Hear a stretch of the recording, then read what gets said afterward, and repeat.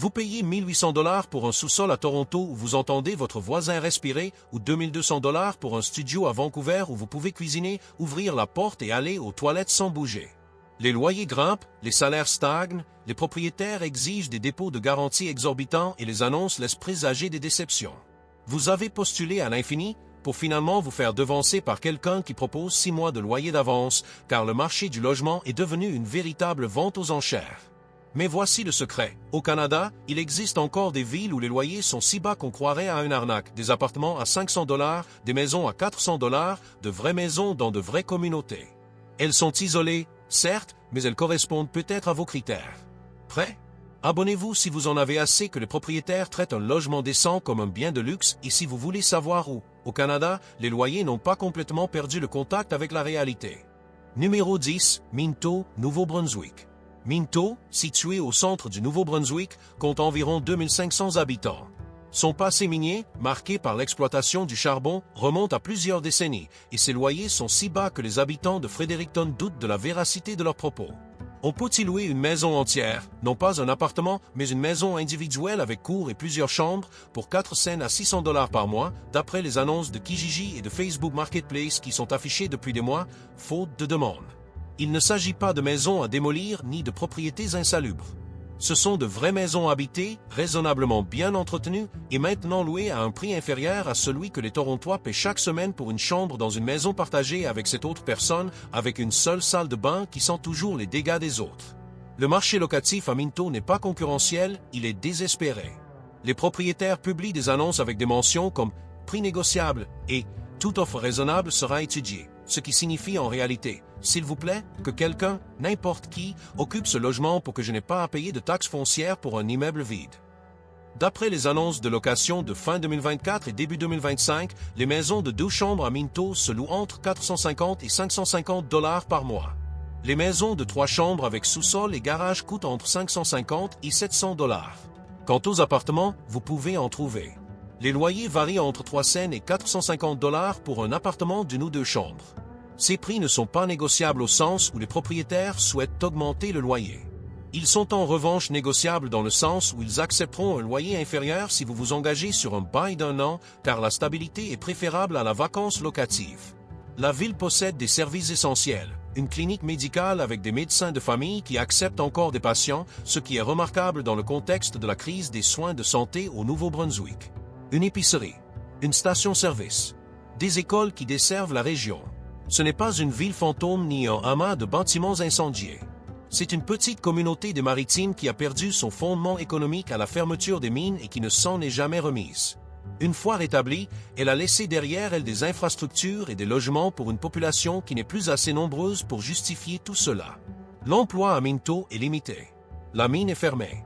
La plupart des emplois se trouvent dans le commerce de détail, la santé, l'éducation, ou bien il faut faire la navette jusqu'à Fredericton à environ 45 minutes de là. Mais voici l'équation financière qui compte, si vous payez 450 $ par mois pour une maison au lieu de 18. Avec un loyer de 100 $ pour un sous-sol à Toronto, vous pouvez vous permettre de gagner moins, de travailler à temps partiel ou d'accepter des emplois moins bien rémunérés qui correspondent à vos intérêts plutôt qu'à la nécessité. Vos dépenses de logement diminuent tellement que votre situation financière s'en trouve complètement bouleversée. Sur Reddit, une personne a décrit son expérience de location à Minto comme la satisfaction d'avoir enfin de l'argent de côté après avoir payé son loyer. Je ne suis pas riche, mais j'ai soudainement 400 $ de plus par mois qui partaient auparavant chez un propriétaire torontois qui ne faisait aucune réparation et augmentait le loyer chaque année parce que le marché le permettait. Numéro 9, Shonavon, Saskatchewan. Shonavon se situe dans le sud-ouest de la Saskatchewan et compte environ 1700 habitants. Son économie est agricole et les prix des loyers sont si élevés que les Canadiens urbains vérifient les annonces à 3 reprises car il y a forcément une faute de frappe, une arnaque ou une condition cachée du genre « maison hantée par un ancien locataire décédé d'incrédulité face à un loyer aussi bas ». À Shonavon, les maisons de 2 chambres se louent entre 450 et 600 $ par mois selon les annonces sur Kijiji, Facebook Marketplace et les plateformes de location locales. Les maisons de 3 chambres avec sous-sol et garage se louent entre 600 et 800 $. Appartements. Ils sont encore moins chers, entre 350 et 500 $ pour un appartement d'une ou 2 chambres, des prix que les Torontois paient pour des places de parking ou des casiers de rangement pour leurs biens qu'ils ne peuvent pas ranger dans des appartements trop petits pour y vivre. Ce sont de vraies maisons avec des jardins où chiens et enfants peuvent jouer dehors, pas des jardins théoriques qui se résument à des allées partagées ou à des balcons où l'on peut à peine tenir avec une chaise. Ces propriétés comprennent des garages, des sous-sols et une superficie qui fait passer les appartements en ville pour de simples placards luxueux présentés comme « cosy », car le terme « minuscule » ne fait pas bonne impression dans les annonces immobilières. Shaunavon possède l'hôpital et centre de soins Shaunavon, des médecins de famille qui acceptent de nouveaux patients et des services médicaux adaptés à une ville de cette taille. On y trouve une épicerie, une station-service, des restaurants et les services essentiels. Ce n'est pas une métropole, mais la ville est fonctionnelle, avec des infrastructures qui fonctionnent et des services qui vont au-delà de la simple attente d'une ambulance. L'économie locale est agricole, avec ses silos à grains, ses fermes et les personnes qui travaillent dans ce secteur. L'emploi local se limite à l'agriculture, la santé, l'éducation, le commerce de détail et les services municipaux. Cependant, Swift Current, à 1 heure de route, offre d'autres possibilités d'emploi et le coût de la vie est plus abordable. Le niveau de vie est si bas qu'un travail à temps partiel ou un revenu à distance permettent de vivre confortablement au lieu de simplement survivre. D'après les résidents, les courses à Shaunavon coûtent entre 300 et 400 $ par mois pour une personne, un peu plus cher qu'en ville en raison des frais de transport, mais rien d'exorbitant. Les factures d'électricité et de gaz s'élèvent en moyenne à 100 à 150 $ par mois, chauffage compris, ce qui représente l'un des coûts les plus bas au Canada. Ceci grâce au réseau provincial d'électricité et de gaz de la Saskatchewan qui n'a pas été entièrement privatisé et transformé en une machine à profit maximisant les recettes au détriment d'une clientèle captive. Une personne ayant déménagé de Regina a décrit ce changement comme le sentiment d'avoir soudainement de l'argent à nouveau. Non pas un salaire plus élevé, mais une économie de 800 $ par mois sur le loyer, ce qui fait toute la différence entre le stress de vivre d'une paix à l'autre et de réellement économiser tout en mangeant autre chose que des nouilles instantanées. Numéro 8, Flin Flon, Manitoba. Flin Flon, situé à la frontière entre le Manitoba et la Saskatchewan, compte environ 5000 habitants. Les loyers y sont si élevés que les Torontois les prennent pour des tarifs hebdomadaires, car des loyers mensuels à ces prix défient toute logique en matière de logement. Un appartement de 2 chambres se loue entre 400 et 600 $ par mois et une maison de 3 chambres entre 600 et 800 $. Il ne s'agit pas d'arnaque, ce sont de véritables annonces pour de véritables propriétés dans une véritable ville où la demande est si faible que les propriétaires apprécient les locataires qui paient leur loyer à temps et qui respectent le logement. La ville possède un hôpital offrant des services d'urgence et des soins de santé, des médecins de famille, bien que leur disponibilité soit variable, et une infrastructure médicale suffisante pour la population. On y trouve une épicerie où le lait coûte plus cher que la normale en raison du coût du transport vers le nord, mais ce prix reste inférieur à la différence de loyer avec Winnipeg. Les écoles, les services et les infrastructures fonctionnent car Flin Flon n'est pas une ville fantôme. C'est une petite ville minière qui a connu des difficultés économiques, mais qui a su préserver sa population et ses services.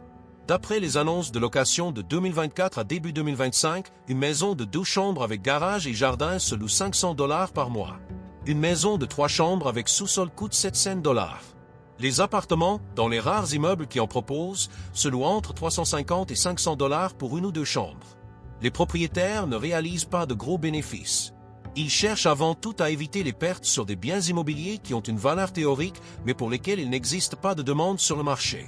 L'économie locale repose sur les activités minières de Hudbay, qui emploient des centaines de personnes, mais qui engendrent aussi une certaine instabilité lorsque les prix des métaux chutent ou que la production diminue. Les emplois hors secteur minier se limitent à la santé, l'éducation, les services municipaux et le commerce de détail. Cependant, pour les télétravailleurs ou les personnes possédant des compétences transférables, Flin Flon offre ce que le Canada urbain a perdu, un coût de la vie abordable avec un revenu modeste. Le coût de la vie, hors loyer, est modéré.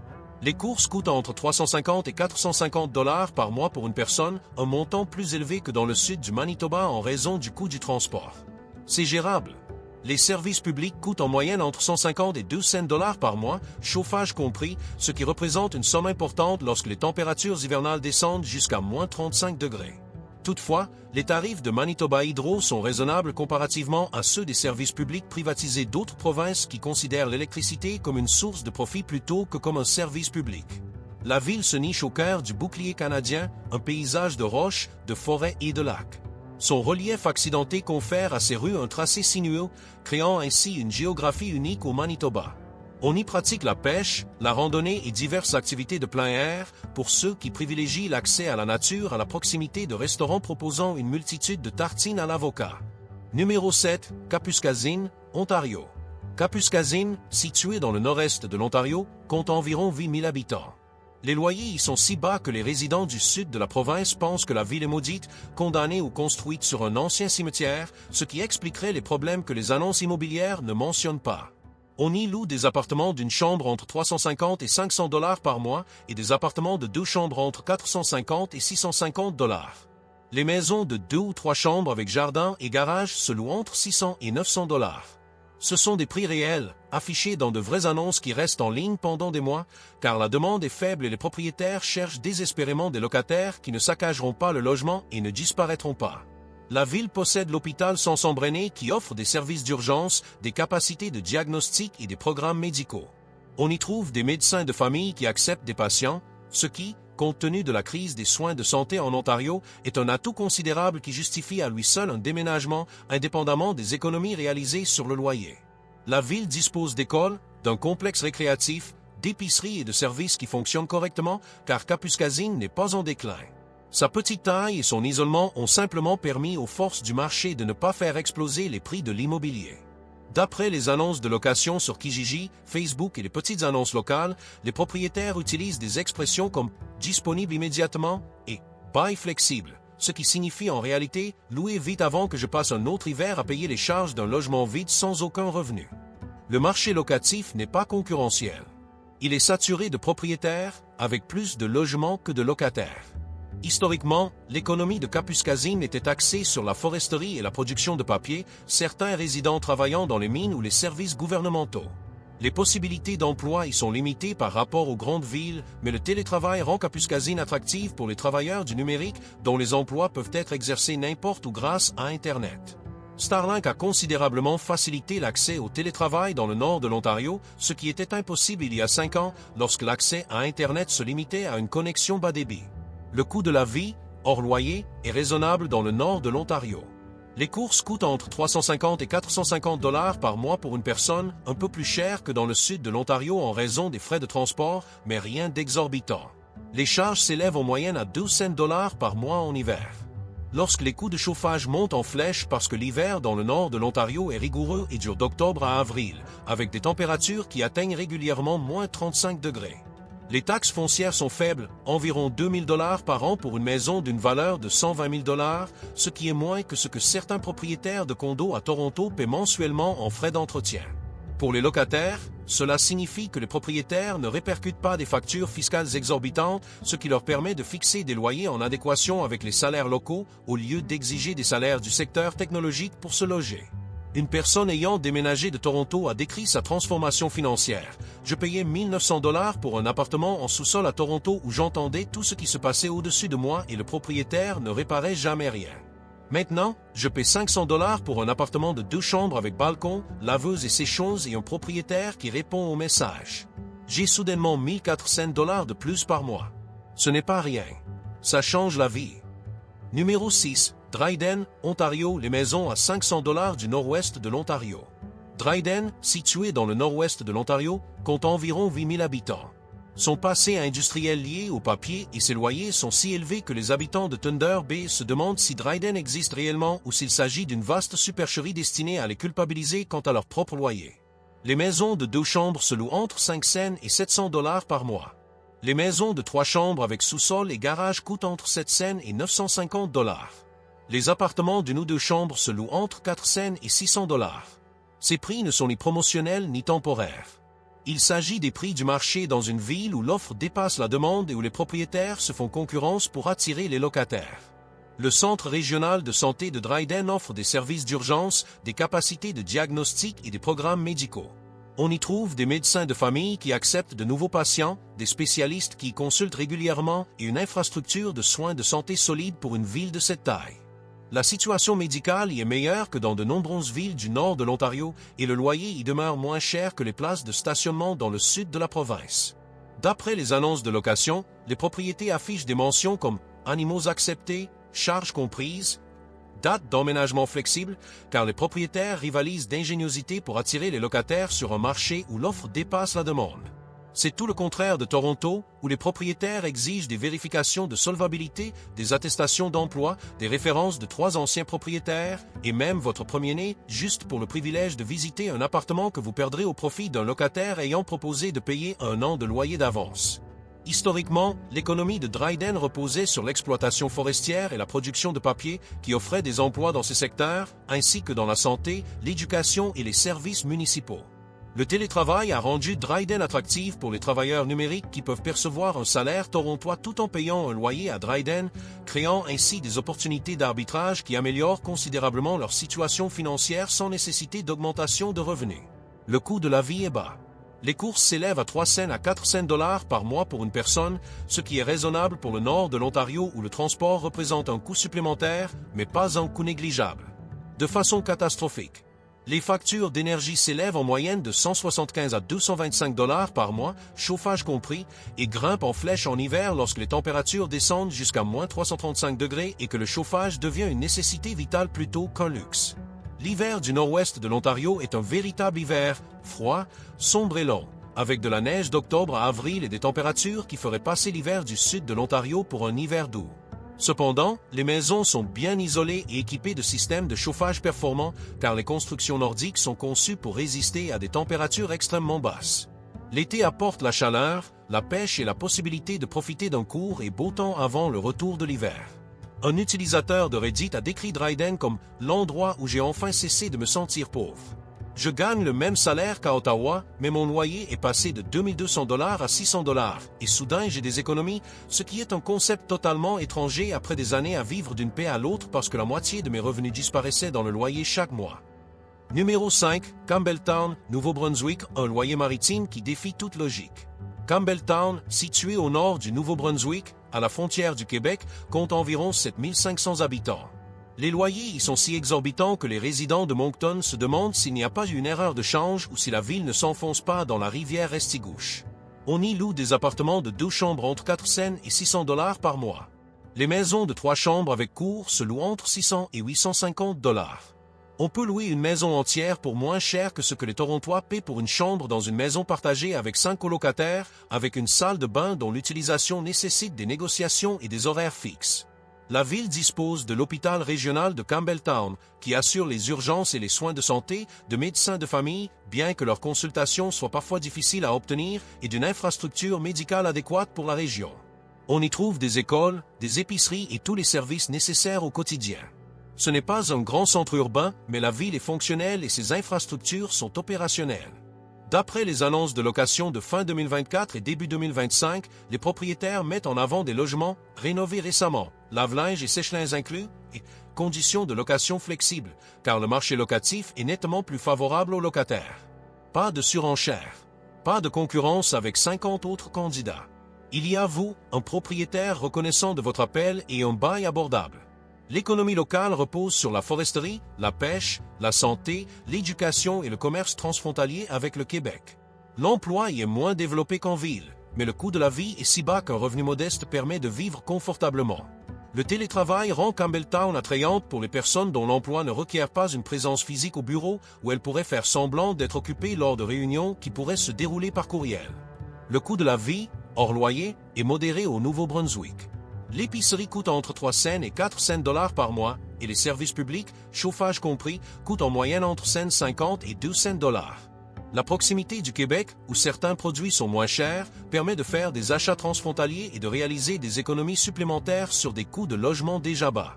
L'emplacement offre un accès à de nombreuses activités de plein air, randonnée, pêche, ski au parc provincial Sugarloaf tout proche et des activités qui ne nécessitent ni abonnement coûteux ni foule.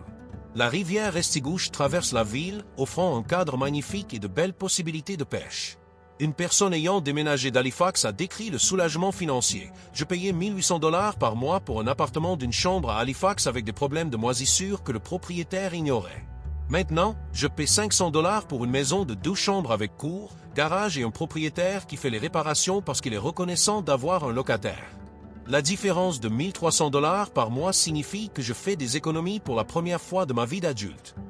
Numéro 4, Hearst, Ontario, loyer abordable dans le nord francophone de l'Ontario. Hearst, situé dans le nord de l'Ontario, compte environ 5500 habitants, majoritairement francophones. Les loyers y sont si élevés que les résidents de Sudbury se demandent si Hearst existe réellement ou s'il s'agit d'une manœuvre gouvernementale pour rendre les autres villes du Nord plus chères. Un appartement d'une chambre se loue entre 350 et 500 $ par mois, un appartement de 2 chambres entre 450 et 600 $ et une maison de 2 ou 3 chambres entre 600 et 850 $. Il ne s'agit pas de tarifs promotionnels ni de logements réservés à des populations spécifiques. Ce sont les prix du marché pour une ville où la demande est faible et où les propriétaires sont réalistes quant aux capacités de l'économie locale. L'hôpital Notre-Dame du Hearst offre des soins de santé, notamment des services d'urgence et des programmes médicaux. On y trouve des médecins de famille qui acceptent de nouveaux patients, ce qui est remarquable compte tenu de la pénurie de médecins en Ontario. La ville dispose d'écoles, d'un complexe récréatif, d'épiceries et de services adaptés aux besoins de sa population.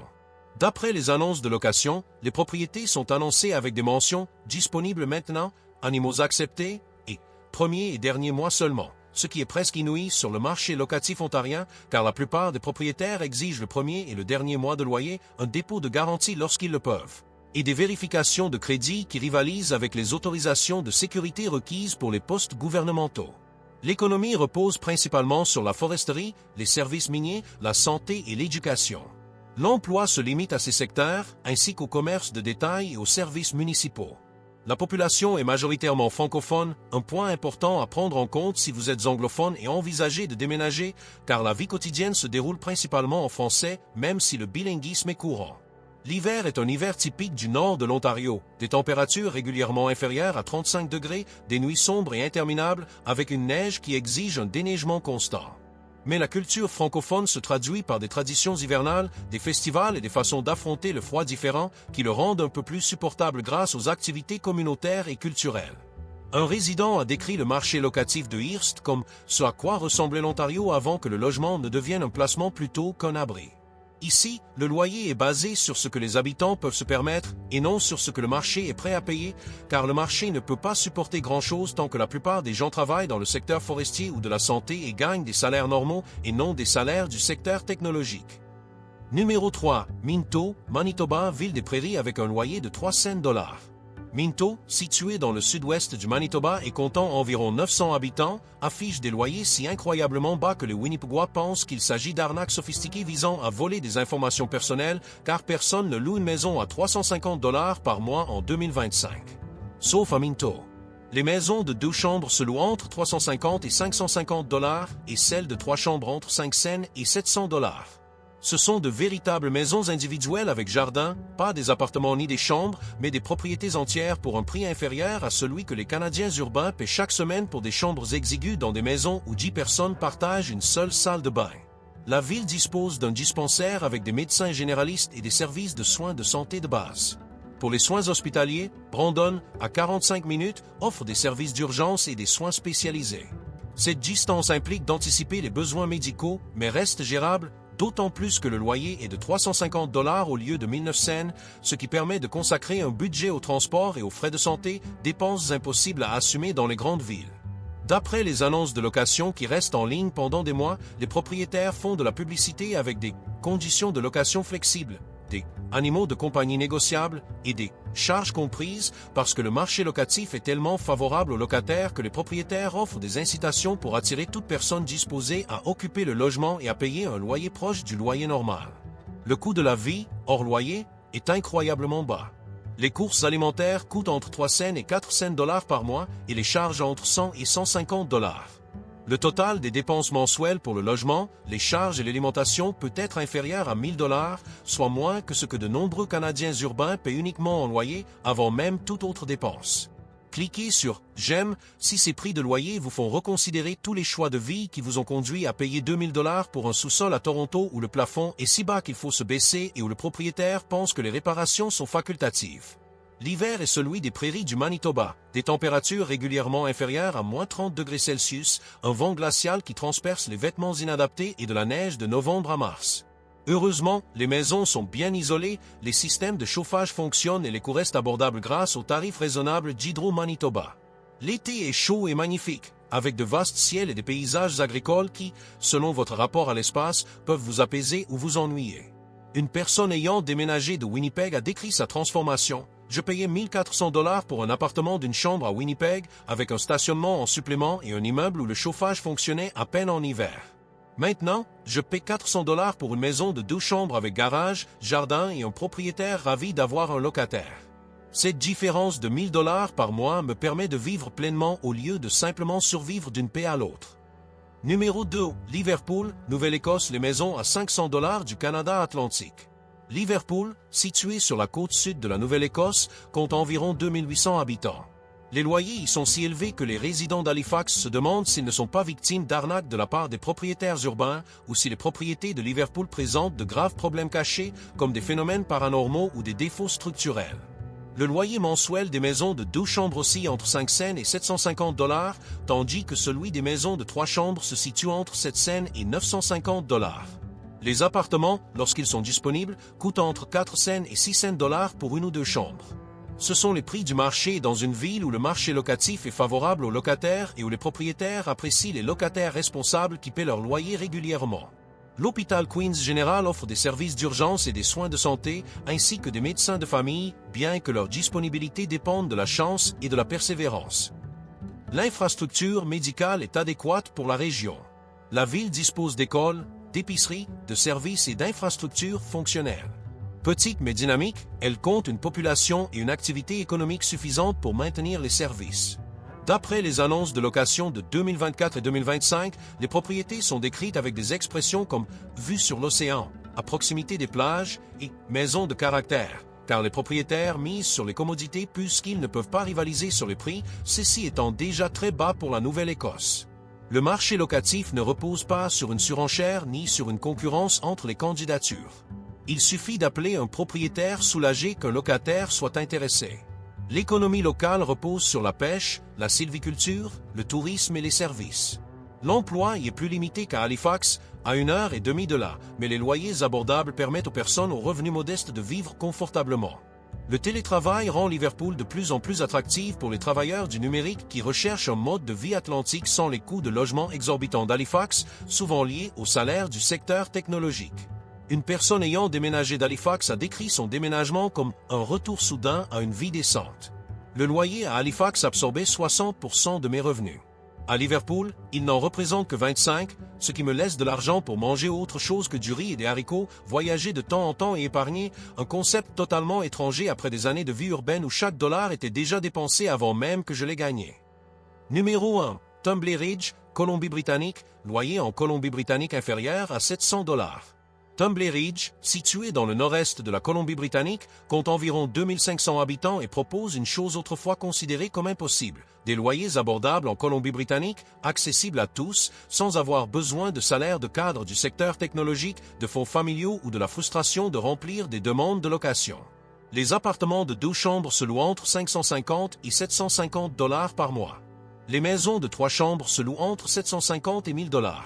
Ce sont de véritables propriétés de Colombie-Britannique, dans une province où les loyers moyens dépassent les 2000 $ et où les prix pratiqués à Vancouver provoquent des crises existentielles et nécessitent souvent des consultations en gestion financière. La ville dispose d'un dispensaire avec des médecins de famille et des services de santé de base. Pour les soins hospitaliers, Fort St.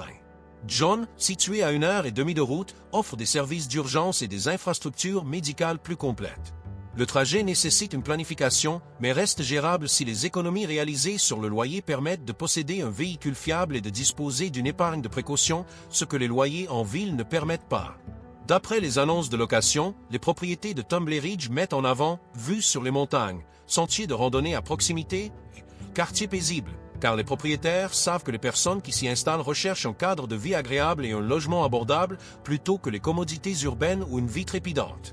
Le marché locatif est favorable aux propriétaires, car les biens disponibles sont nombreux, mais aussi aux locataires, car la concurrence est faible et les propriétaires proposent des conditions et des prix raisonnables. L'économie locale repose sur l'extraction du charbon et la foresterie, l'emploi étant tributaire des prix des matières premières et de l'activité du secteur.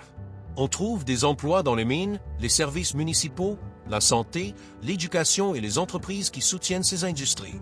Le télétravail rend Tumbley Ridge attractif pour les travailleurs numériques qui recherchent le mode de vie montagnard de la Colombie-Britannique sans les coûts exorbitants de Vancouver ou de Whistler, qui exigent parfois de vendre un rein ou de cumuler 3 emplois. Le coût de la vie, hors loyer, est modéré. Les courses coûtent entre 375 et 475 dollars par mois, un peu plus cher qu'en Colombie-Britannique en raison des frais de transport. Les charges, chauffage compris, un élément important en hiver dans le nord de la Colombie-Britannique, s'élèvent en moyenne entre 150 et 225 dollars. Toutefois, le budget total, incluant le loyer, les charges, l'alimentation et les autres dépenses, est nettement inférieur au loyer seul à Vancouver ou à Victoria. L'emplacement offre un accès à des paysages montagneux époustouflants, des chutes d'eau, des sentiers de randonnée et des activités de plein air qui rivalisent avec les destinations onéreuses de la Colombie-Britannique. La ville bénéficie d'une situation géographique magnifique et d'un accès à la nature que les citadins de la Colombie-Britannique s'offrent à prix d'or à Whistler ou le long de la route Sea-to-Sky. L'hiver est typique du nord de la Colombie-Britannique, froid, neigeux, avec des températures descendant bien en dessous de -20 degrés Celsius. La ville reçoit d'importantes chutes de neige, offrant ainsi des possibilités de loisirs d'hiver, mais exigeant également une bonne maîtrise de la conduite hivernale et l'acceptation du déneigement constant de novembre à mars. L'été est spectaculaire, randonnée, camping et découverte des montagnes sans foule ni frais d'entrée dans les parcs. Une personne ayant déménagé de Vancouver a décrit la transformation financière. À Vancouver, le loyer était de 2800 dollars pour un appartement d'une chambre dans un immeuble où l'ascenseur tombait en panne tous les mois et où le propriétaire se contentait de s'excuser aux demandes d'entretien sans rien faire. À Tumbler Ridge, le loyer est de 700 dollars pour une maison de 2 chambres avec jardin, vue sur la montagne et un propriétaire qui effectue les réparations. Cette différence de 2100 dollars par mois me permet d'économiser pour un apport initial en vue d'acheter une maison, ce qui semblait impossible à Vancouver où un tel apport nécessite un héritage ou de gagner au loto. L'aspect social est typique des petites villes du nord de la Colombie-Britannique, une population ouvrière et diversifiée, comprenant des mineurs de tous horizons et une vie communautaire authentique, car l'isolement favorise l'interdépendance. C'est sans prétention, pragmatique et vrai, à la manière des communautés aisées de la Colombie-Britannique qui atteignent parfois ce niveau de vie sans jamais l'atteindre. Dans ces petites villes, l'intimité est limitée, mais la criminalité l'est tout autant, car la réputation compte et tout le monde se connaît. Abonnez-vous si vous avez appris quelque chose qui vous fait reconsidérer vos idées reçues sur le logement au Canada et indiquez votre loyer et votre lieu de résidence en commentaire afin que nous puissions comparer nos expériences. Sur les personnes les plus lésées par les propriétaires qui considèrent le logement comme une opportunité d'investissement plutôt que comme un besoin humain.